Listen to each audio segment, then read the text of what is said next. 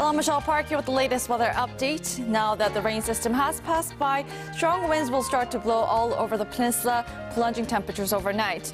Now, even under sunny skies tomorrow, strong wind chill factor will make it feel like winter again, so dress warmer than today. And meanwhile, Beijing stays mild in the mid-teens and Tokyo higher at 19 degrees Celsius. And the morning lows will be 3 degrees below the seasonal average. Now, Seoul and Chuncheon are expected to wake up to sub-zero temperature readings. Although it will get warmer into the afternoon, the wind chill will make you feel about 5 degrees colder than the actual readings. Now, Seoul will mark 9 degrees Celsius, while Busan and Jeju rises up to 14 and 9 degrees respectively.